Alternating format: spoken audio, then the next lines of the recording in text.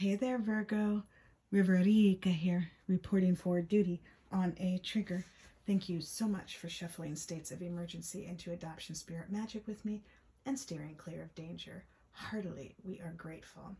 In this session, we are exploring how to move forward, minding our business in the highest love and light this May 2023. But before that, some disclaimers.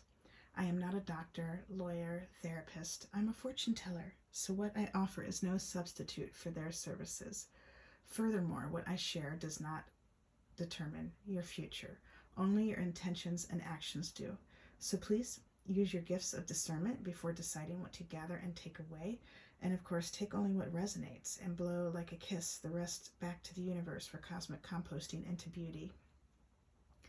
This reading is intended for fun and games, for shits and giggles, for entertainment, for flexing our mind, heart, body, spirit, soul, emotions, and intuition. And at the least, I hope to cause harm to none, and at the most, I hope I may assist you on your healing path. All that said, let's clear the space. Streaming grace to replace. Thank you for holding the intention of seeing only love, and only love we shall see. Here we go. Mind, body, speech, and perfect oneness, I send my heart along with the sound of the bell. May ears awaken from forgetfulness and transcend all anxiety and sorrow. Om. Peace. Shanti. Thank you.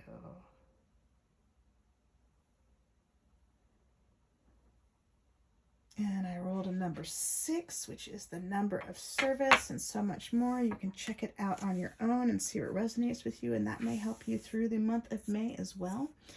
And that number 6 rolled Pick the Living Altar, an Oracle and Spell Deck for the Radical Witch by Ilvedrana Marzana Ratsasuski and Kiki Robinson. And you can find them at thelivingaltar.com, also on Instagram, and Altars Up podcast, Altars Up Witches podcast. And we also have a Tiger's Eye Frog. Fully rely on God, however you call God. So you might also enjoy checking out the Tiger's Eye or the Frog to assist you through May. And let's see what may help you. You are a whole, full, powerful, loving, spiritual being, Virgo, and so am I.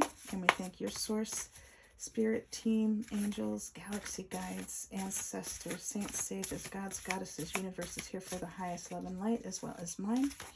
And we thank your source and my source for immediately shifting the situation into what it needs to be, offering necessary insights, healings, acts of grace, protection. Heartily, we are grateful. So be it, and so it was, and so it was, and so it was, and so it was. Thank you so much for guiding this reading in the highest love and light, making these messages abundantly clear. Heartily, we are grateful. What may help Virgo move through this May 2023 in the highest love and light? Summer. Well, I mean,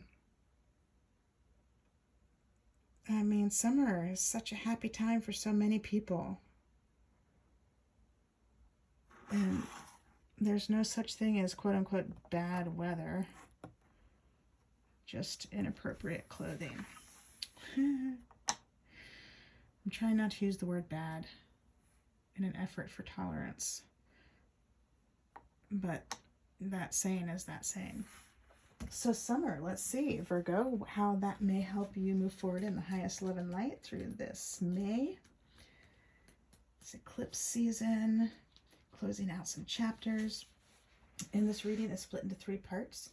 So you may come back to this throughout May to help you through. Like maybe you look up the Witch's Wheel correspondence, different Witch's Wheels, and you create your own if you haven't already, and that helps you integrate the Witch's Wheel correspondence. And maybe you come back to the spell and repeat it multiple times. And then maybe you come back to the guiding messages and you journal or reflect more on that. So that could be some fun for you for May to help move forward in the highest love and light. And let's jump in. The Witch's Wheel correspondence. fire, south, adolescence, young adult, catalyst, celebration, midday, gibbous moon, full moon, transformation, cleansing, ritual, creation. Interesting. So we have a full moon coming up, and rumor has it it's a solar eclipse in Scorpio, and the next time that this is happening is in 2034.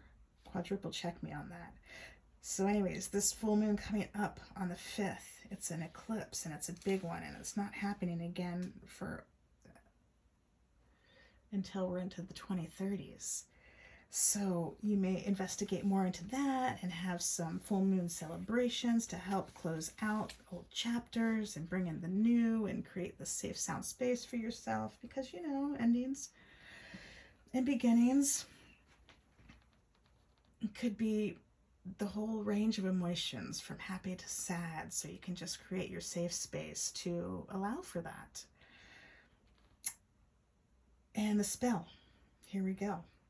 I will leave no rock unturned in my bold defiance of limitation. As fire burns, I celebrate the catalyst of my purpose. My scrutiny of status quo is a holy act of rebellion. Knowing where the matches are, I choose to seek out love as passionately as the sunrise seeks the night. That's super sweet, and that reminds me about how often the orphan and the adoptee serve as a catalyst for every single family they meet, from their birth families, the maternal to the paternal birth families, to the adoptive families, to the in-laws, to the friends. They're literally a catalyst, and so many orphans and adoptees have been scrutinizing the status quo and dismantling that way of life where adoption is just more of a prescription for the adopter to overcome a loss than it is about the adoptee, you know, to create an equitable, dignified social contract for the adoptee. And so many orphans and adoptees have been catalyzing a new earth.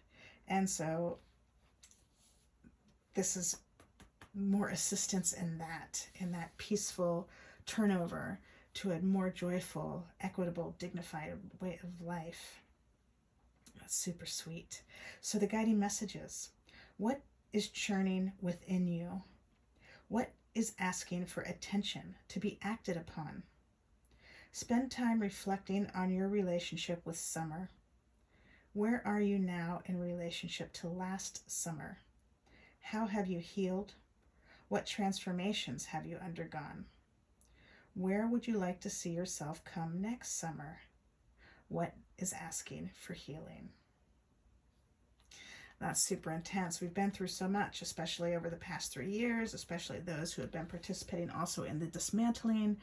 And so what a beautiful invitation to reflect on how to clear out all of that old cobweb, sludge, negative energy, and streaming grace to replace and to really nurture and self-care. Super, super sweet, Virgo.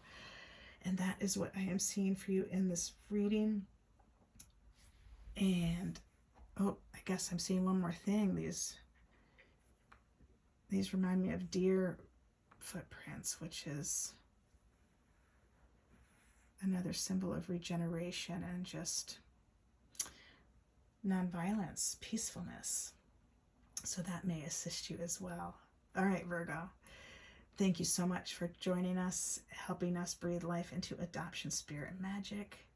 Heartily, we are grateful. Until next time, ciao for now. I love you all.